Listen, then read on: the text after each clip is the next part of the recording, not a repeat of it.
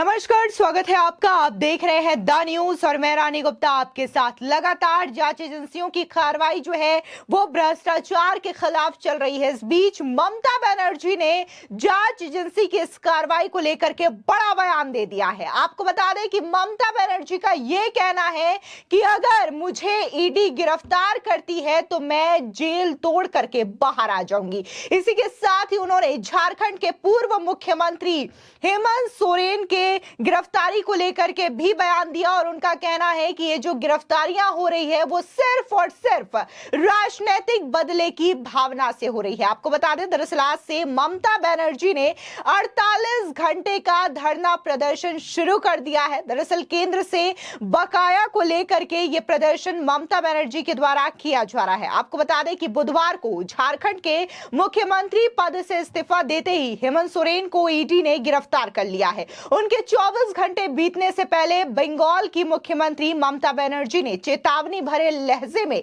यह कहा है कि भले ही उन्हें जेल में डाल दिया जाए, लेकिन वो बीजेपी विरोधी लड़ाई में 1 इंच भी पीछे नहीं हटने वाली हैं। बता दें कि गुरुवार को नादिया जिले के शांतिपुर के सरकारी सेवा कार्यक्रम से विभिन्न तृणमूल नेताओं की गिरफ्तारी का जिक्र करते हुए ममता बनर्जी ने कहा कि भले ही आप मुझे जेल में डाल दे, लेकिन मैं जेल तोड़कर बाहर आ जाऊंगी। बता दें, इस दौरान बिना नाम लिए बीजेपी को संबोधित करते हुए ममता बनर्जी ने यह भी कहा कि क्या हम सभी चोर हैं और आप साधु जन हैं। जमींदार सभी चोरों का जोतदार, खाली घड़ा ज्यादा बचता है, 5 उंगलियां बराबर नहीं होती है, इसलिए तुम्हें अपने हाथ काटने पड़ेंगे। पार्टी की ओर से उनके खिलाफ कार्रवाई भी की गई है, लेकिन यह कहता है कि पूरी की पूरी टीएमसी चोरों का समूह है। ऐसा बिल्कुल नहीं है। बता दें, यदि कोई राजनीतिक दल लगातार सत्ता में रहता है तो कुछ गंदगी प्रवेश कर जाती है, ऐसा कई राजनेता कहते हैं। सीपीएम के दौर में भी यह चर्चा 90 के दशक से बंगाल की राजनीति में थी। शायद इसी नाराजगी की वजह से ममता ने गुरुवार को यह कहा कि सीपीएम के कुछ लोग हमारी पार्टी में घुस आए हैं, उन्होंने कई बड़ी गलतियां की है। इस बीच मुख्यमंत्री ममता बनर्जी ने कोयला और गाय तस्करी को लेकर बीएसएफ और बीजेपी पर भी बड़ा पलटवार किया। उन्होंने कहा कि गौ तस्करी, कोयला तस्करी, जो कुछ भी हो रहा है वो टीएमसी के नाम पर हो रहा है। सीमा पार से गायों की तस्करी की जा रही है, वहां बीएसएफ का पहरा होता है। कोयला कौन देखता है? सीआईएसएफ किसकी एजेंसी है? केंद्र के कोल इंडिया किसकी है? केंद्र के पास सब कुछ उन्हीं का है। পাঠাবে তুমি মধ্যপ্রদেশ থেকে পাঠাবে আর দোষ হবে আমাদের। কয়লা কার আন্ডারে? সেন্ট্রাল গভর্নমেন্টের আন্ডারে। ইসিএল কাদের? কয়লা মন্ত্রক সেন্ট্রাল গভর্নমেন্টের। বিসিএল কাদের? সেন্ট্রাল গভর্নমেন্টের। তোমরা চুরি করে বেড়াবে আর তুমি মহারাজ সাধু হলে আজ আমি আজ চোর বটে। আজ পর্যন্ত জীবনে আমি কারো কাছে 1 পয়সা চা বিনা দামে কিনে খাই। আমি বিনা পয়সায় খাইনি, আমি পয়সা দিয়ে খাই। আমি কোনো মাইনে টাইনে নিই না। আর আমাদের ছেলেমেয়েরা চোর নয়। হাতের 5টা আঙুল একটা ছোট হয়, একটা মোটা হয়, মধ্য আঙুলটা বড় হয়।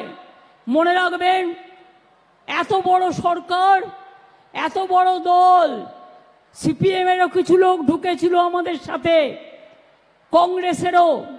1জন 2জন যদি চোর হয় তাদের তাড়িয়ে দিন, তাদের বিরুদ্ধে ব্যবস্থা নিন, কিন্তু তৃণমূল কংগ্রেসকে চোর বলবেন না, মামাটি মানুষের সরকারকে চোর বলবেন না। আমরা লড়ে বেড়াই, আমরা লড়ি, আমরা গড়ি, আমরা মরি, আমরা তৈরি করি। संयोग से आपको बता दें कि टीएमसी के नेता अनुव्रत मंडल गाय तस्करी मामले में अभी भी जेल में है। उनकी बेटी सुकन्या को भी इसी मामले में गिरफ्तार किया गया है। कोयला तस्करी मामले में टीएमसी के अखिल भारतीय महासचिव अभिषेक बनर्जी से ईडी कई दफा पूछताछ कर चुकी है। अभिषेक की पत्नी रुजिरा बनर्जी नरूला से भी केंद्रीय जांच एजेंसी पूछताछ कर चुकी है। आपको बता दें, जिस तरीके से ममता बनर्जी ने अपने मंत्रियों और अपने नेताओं को बचाने के लिए सीधे तौर पर न सिर्फ केंद्र सरकार पर आरोप लगाया गौ तस्करी और कोयला को लेकर के, बल्कि देखने को मिला कि बीएसएफ पर भी सीधे तौर पर ममता बनर्जी पलटवार करते हुए नजर आई। और उनका कहना है कि आखिर सीमा पर पहरेदारी कौन करता है? जो सीमा पर पहरेदारी करता है, क्या उन्हें ये चीजें नहीं पता है कि वहां पर तस्करी होती है, या फिर कौन इससे जुड़ा हुआ है?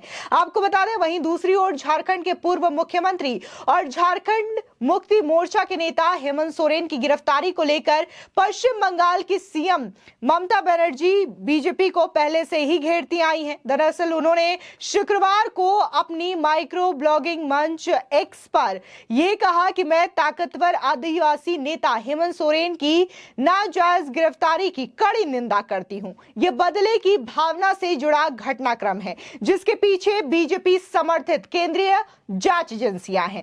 एक चुनी हुई सरकार को गिराने की साजिश है। इस दौरान टीएमसी चीफ ममता बनर्जी के मुताबिक हेमंत सोरेन उनके करीबी दोस्त हैं और वो उनके साथ इस घड़ी में खड़ी हैं। झारखंड के लोग इस लड़ाई में कड़ा जवाब देंगे और विजयी बनकर सामने आएंगे। इससे पहले हेमंत सोरेन के खिलाफ ईडी की कार्रवाई को लेकर शुक्रवार यानी कि 2 फरवरी को संसद में भी विपक्षी दलों ने खूब जोरदार हंगामा किया और इसे बदले की कार्रवाई बताया था। फिलहाल अगर हम बात हेमंत सोरेन की करें तो हेमंत सोरेन की गिरफ्तारी 31 जनवरी को जांच एजेंसियों के द्वारा की गई थी। इसके बाद 1 जनवरी को उन्हें कोर्ट में पेश किया जाता है। कोर्ट उन्हें 1 दिन की हिरासत में भेजती है और आज अगर बात करें तो एक बार फिर से कोर्ट ने ईडी की जो मांग थी कि उनकी कस्टडी 10 दिनों के लिए बढ़ाई जाए, तो पीएमएलए कोर्ट ने हेमंत सोरेन को 5 दिन की ईडी कस्टडी में भेज दिया है। बता दें कि वहीं दूसरी ओर बंगाल के मुख्यमंत्री ममता बनर्जी दरअसल मनरेगा सहित अन्य केंद्रीय योजनाओं के बकाये के भुगतान की मांग को लेकर केंद्र सरकार के खिलाफ शुक्रवार को कोलकाता में एक बार फिर से 48 घंटे का धरना शुरू कर चुकी है। धरना कोलकाता के रेड रोड में बीआर आंबेडकर की प्रतिमा के सामने दोपहर 1 बजे से शुरू हो चुका है, जो कि बताया जा रहा है कि शनिवार तक चलेगा। ममता के साथ उनके मंत्रिमंडल के कई सहयोगी और टीएमसी के सांसद, विधायक व अन्य वरिष्ठ नेता भी मौजूद है। ममता ने पिछले सप्ताह ही अल्टीमेटम दिया था कि अगर बीजेपी के नेतृत्व वाली केंद्र सरकार 1 फरवरी तक राज्य का बकाया नहीं चुकाती तो वो 2 फरवरी से कोलकाता में धरने पर बैठेंगी। मुख्यमंत्री ने यह भी दावा किया है कि मनरेगा, प्रधानमंत्री ग्रामीण आवास योजना सहित केंद्र सरकार द्वारा संचालित कई योजनाओं के लिए राज्य का 15,000 करोड़ रुपए से ज्यादा का बकाया है। बता दें कि केंद्रीय बकाये की मांग को लेकर ममता ने पिछले साल 29-30 मार्च को भी 2 दिनों तक कोलकाता के रेड रोड पर अंबेडकर मूर्ति के सामने धरना दिया था। इसके बाद पिछले साल अक्टूबर में टीएमसी के राष्ट्रीय महासचिव अभिषेक बैनर्जी के नेतृत्व में टीएमसी ने दिल्ली में भी 2 दिनों तक धरना दिया था। फिलहाल ममता बनर्जी आज एक बार फिर से 48 घंटे के धरने पर बैठ चुके हैं, लेकिन जिस तरीके से ममता बनर्जी ने साफ तौर से न सिर्फ इस धरने के दौरान केंद्र सरकार को अल्टीमेटम दिया है, बल्कि इससे पहले वो ईडी की कार्रवाई, सीबीआई की कार्रवाई को भी लेकर के हमला बोल चुकी हैं और उनका कहना है कि अगर उन्हें गिरफ्तार किया जाता है तो वो सलाखों को तोड़ करके, जेल को तोड़ करके बाहर आ जाएंगी। उन्होंने ये भी कहा कि जो तमाम गिरफ्तारियां हो रही हैं, सभी लोगों को गिरफ्तार किया जा रहा है, वो सिर्फ और सिर्फ इसलिए किया जा रहा है ताकि बीजेपी वाले आसानी से चुनाव जीत सके और इसलिए सभी को जेल में बंद किया जा रहा है। अब वहीं आपको बता दें कि ममता बनर्जी की टीएमसी पार्टी इंडिया अलायंस का हिस्सा भी है।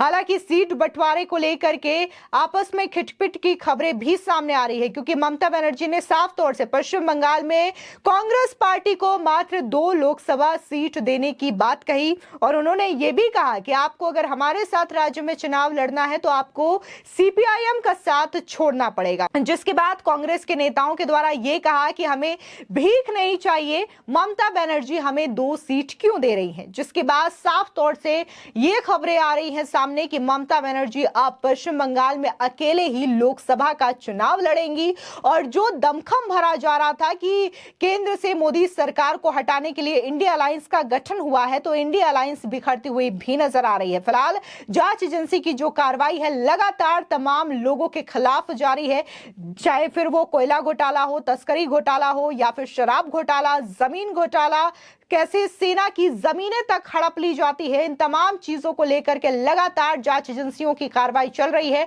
और इसमें कई बड़े दिग्गज नेता लगातार जांच एजेंसियों की रडार पर भी हैं। फिर चाहे वो अरविंद केजरीवाल हो, लालू यादव का पूरा परिवार हो और झारखंड के पूर्व सीएम हेमंत सोरेन हो या फिर टीएमसी के कई बड़े दिग्गज नेता सलाखों के पीछे हो। फिलहाल इस पूरे मामले को लेकर के आपकी क्या राय है, हमारे कमेंट सेक्शन में जरूर बताएं। धन्यवाद।